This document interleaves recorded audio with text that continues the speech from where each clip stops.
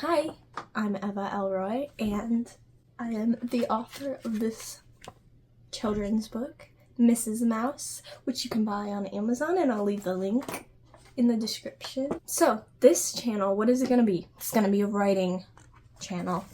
Writing, publishing, I'm going to talk about self-publishing, and I'm going to probably have some stuff about my books because I'm like obsessed with books. Writing and art have been my two biggest passions my whole entire life. I've been doing them longer than I can remember doing them. This video is just an intro to me and this channel. So, who am I? I am Eva L Roy. I'm an author, artist, and illustrator. How long have I been writing? My entire life. I really remember starting around first grade. I wrote and illustrated little like stories, little books, and then I read them to my class at the end of the day when we were waiting for our buses, and that was I don't know how I did that because I'm like too scared to do that kind of stuff now, but apparently I liked it back then. Okay, so I really got into like writing novels around 5th grade. Kind of had some ideas for it in 5th grade, like my first fantasy world that I made up. And then I really started writing that in middle school. That's where my whole writing took off. 8th grade, I was like really obsessed. I was writing every single day after school. I had like music and like fantasy world music while I was writing, and my sister started writing, and she had 2 friends that were her age that were into writing too, and so we all became friends and just talked about our writing all the time. And like we had Google Docs where we would talk about that, and like we made like Google Docs into chat rooms. And at one point there was a snow day when we decided that we would all plan to write this book together, and we wrote that together. It is technically published, this lovely book. We didn't like really try to sell it that much, but I moved into high school and I was still obsessed with writing. Of course, I came up with another fantasy world. The main characters live on these islands, kind of based off of like Hawaii and Polynesian islands. I finished the whole first draft of that book. And not first draft, but the whole first book. It took years, and I went through many drafts of it and edits. It is not published, but it's in queue for publishing whenever I feel like it.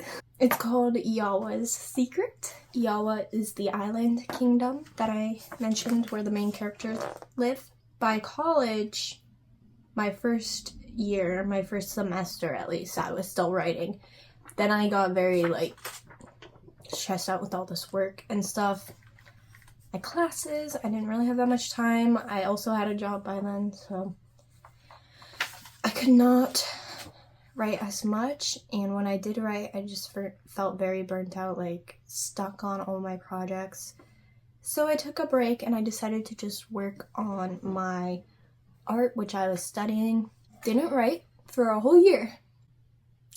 And I missed it sometimes a lot, but I decided just a couple months ago it's time to get back into it, and I've never felt like more motivated to work on my projects and actually get into this whole like marketing of the books and the social media of the author side and everything. And like it was a really good idea to take a year off from all of that writing, even though I missed it. So I guess you would want to know about my current work in progress. I'm calling it my Dragon Book project because it doesn't have a title yet.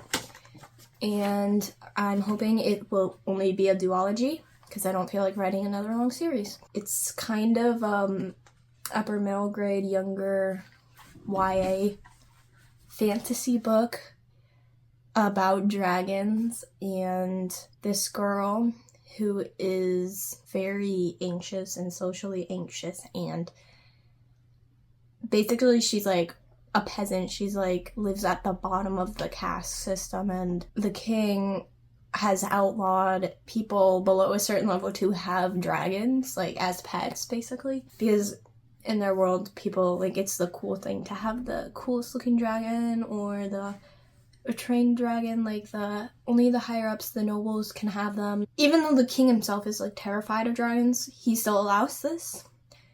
And the girl ends up, she finds a baby dragon in the woods. They do have domesticated dragons, but she finds this wild dragon. It's like bleeding.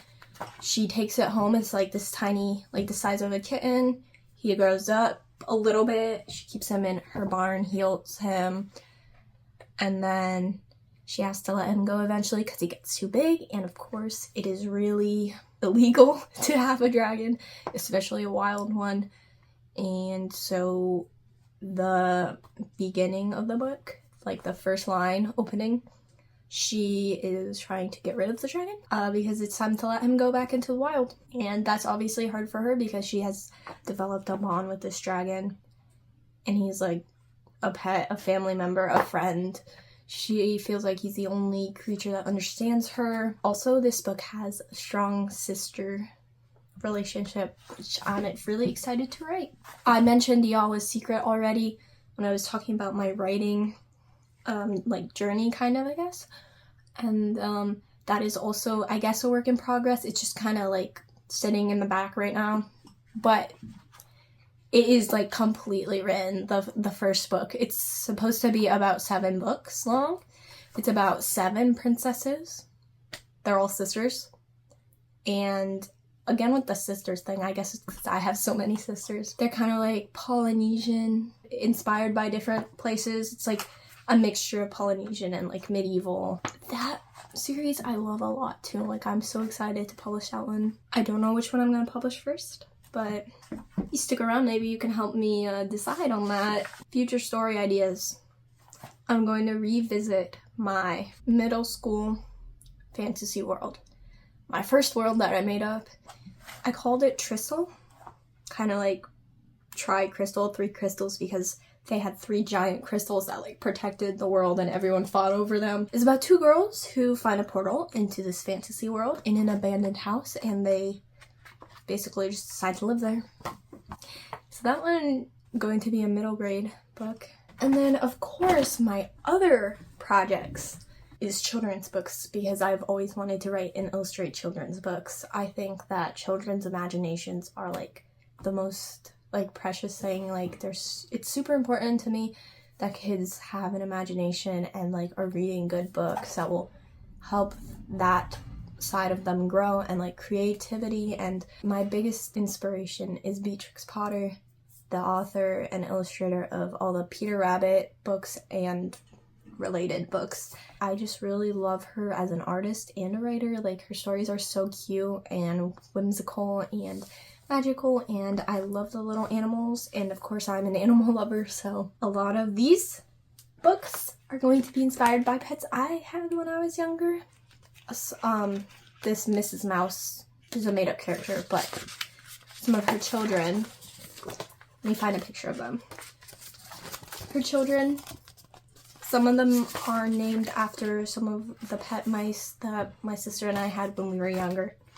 And then I'm planning on writing some on my cats, my dogs, maybe my birds.